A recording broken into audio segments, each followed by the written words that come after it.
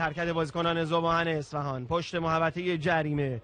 رجب زاده یه ضربه دیدنی میزبان هست در اولی مسابقه از این هفته. حالا بازیکنان ذوباهن یه حرکتی در جناح راست آغاز میکنه برای ایمانی، روی دروازه میفرسته، یک ضربه سر گل و اتینه گل میزنه. این بازی حضور نداره، یعنی محسن مسلمان حرکت رو به جلو است، حدادی فر یک ضربه و گل. ضربه زده بشه، رجب زاده حرکت میکنه، ضربهش رو میزنه و توی دروازه ذوباهن یک. از چپ حرکت رو آغاز میکنه، روی دروازه هم میفرسته، یک ضربه سر توی دروازه. گل برای ذوباهن توسط محسن مسلمان. دروازه فابیو کاروالیو باز میشه، توپ روی دروازه فرستاده شد و ضربه‌ای که توسط مسلمان میبره به سمت راست. فرصت برای سانت توپ وجود داره. بیاتینیا با سینه توپ رو پاس میده، فرصت و توی دروازه. گل برای تیم ذوباهن با ضربه‌ای که قاسم حدادی فر اون رو به ثمر میرسونه. یک بار دیگه تماشا بکنیم. پاس زیرکانه و هوشمندانه بیاتینیا. اینم ضربه‌ای که تغییر مسیر داد نیلسون. حالا ضربه زده میشه توی دروازه. گل دوم برای تیم ذوباهن به ثمر میرسه. پیاپی دروازه پرسپولیس داره باز میشه در ورزشگاه آزادی.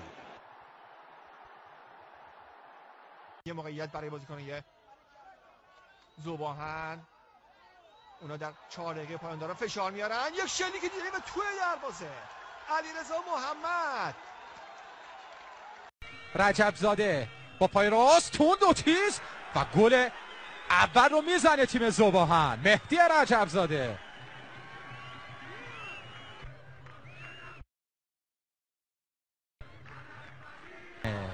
رجب زاده اشتباه کرد، یه لحظه ابتدایی برخورد میکنه به اسماعیل فرهادی و توی دروازه. گل برای ذوباهن اصفهان به دست میاد. در تعلل بازیکنان شهرداری اسماعیل فرهادی است که به طوری عجیب دروازه شهرداری رو باز کرد. زیبایی ایستادگی کرد. دور ذوباهن داره حمله میکنه، این بار غریبی موقعیت دور ضربه رو میزنه. گل برای ذوباهن با ضربه‌ای که میلاد غریبی میزنه. ذوباهن یک، تراکتور سازی 3. افته شد تا این بار میلاد غریبی به شکلی که میبینید خیلی راحت با یه ضربه فنی با پای چپ دور از دستان حامد لک دروازه تراکتور روزبانی که کاملا نیمکت نشین کرده محسن فروزان رو و این توپی که درون دروازه قرار میگیره. حدادی فر یه ارسال به داخل محوطه جریمه، فرهادی و توی دروازه. اسماعیل فرهادی امتیاز رو میگیره. فرهادی چه خبر میشه در ورزشگاه فولادشهر. خوشحالی پیام صادقیان، ارسال بلند این بازیکن، ضربه سر اسماعیل بکن فوفانا و توی دروازه. گل برای ذوباهن. ببینید در تصویر آهسته این سانتر، یک کنترل با روی پا و زیر سقف دروازه توپ رو تبدیل به گل میکنه. ذوباهن 1، نفت تهران 0. حدادی در عام، اسماعیل فرهادی پاس رو به جلو توی دروازه. تعویض کارساز فرهاد کاظمی نتیجه میده و مهدی رجب زاده حساب کار رو 1-1 مساوی میکنه. خود رجب زاده در راه رفتن میندازه برای تبریزی، آفساید نیست. موقعیت برای بازیکنان ذوباهن توی دروازه. گل دوم رو با یک حرکت خیلی قشنگ قاسم حدادی میزنه. این صحنه است که تبریزی یه پاس به بیرون قشنگ داد و حدادی با تجربه بالای خودش دروازه رو باز کرد. ببینید یه ضربه دقیق با پای چپ. دستمزد داوران افزایش پیدا میکنه یا نه؟ به ضربه از راه دور و گل. چه گل قشنگی میزنه قاسم حدادی فر. فوق العاده تماشایی و زیبا.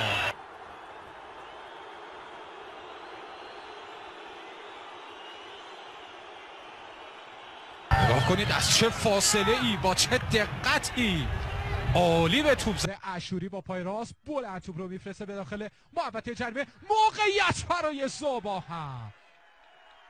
و اعلام پنالتی میشه. مهدی رجبزاده در مساف با سرگئی پاشینکو. رجبزاده و توی دروازه گل تساوی رو میزنه مهدی رجبزاده. نتیجه نفت تهران هم یه گل به داماش گیلان زده، یه پاس، یه موقعیت و توی دروازه سپهر حیدری اینجا رجبزاده سانت میکنه و سپهر حیدری گل اول رو میزنه. حرکت بازیکن ذوباهن، موقعیت خوبی است برای ذوباهن، تک به تک یک موقعیت توی دروازه.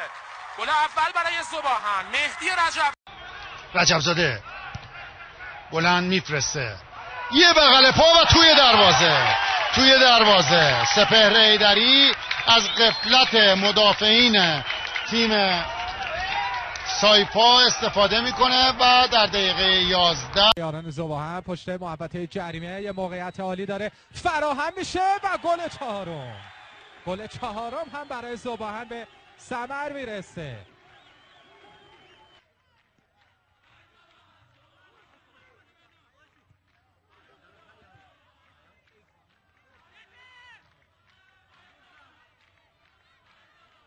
حرکت بازیکن ذوباهن از سمت راست رد میشن از یک بازیکن. 5 در مقابل 3. حرکت بازیکن ذوباهن، پاس برای استفاده صادقیان در مسافت یکی دو مدافع گهر میاد به سمت مقابل. محسن مسلمان باید ضربش بزنه مسلمان و توی دروازه. پیام صادقیان گودرزی یکسان، یه موقعیت و میره که دروازه باز بشه. توی دروازه ذوباهن بالاخره گلزنی میکنه. آقای فرکی فریاد میزنه که بازیکنان خط میانی برگردن. اسماعیل فرهادی آفساید هم نیست و ضربه‌ای که توی دروازه قرار میگیره. چقدر اعتراض میکنن بازیکنان فولاد به تصمیم کمک داور این مسابقه. اسماعیل فرهادی گل دوم رو میزنه، خیلی هم پشت محوطه جریمه یه ضربه است. رجبزاده دیرک دروازه، بیاتینیا توی دروازه ذوباهن خیلی زود به گل میرسه و محسن بیاتینیا دقیقه 5 این مسابقه دروازه ایمان صادقی و ملوان.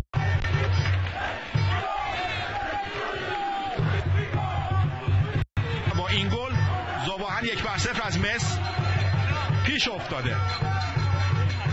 واقعا ضربه سر خوبی بود که سینا اشوری زد در حالت نامتعادل و 1-0 ذوباهن رو پیش انداخت.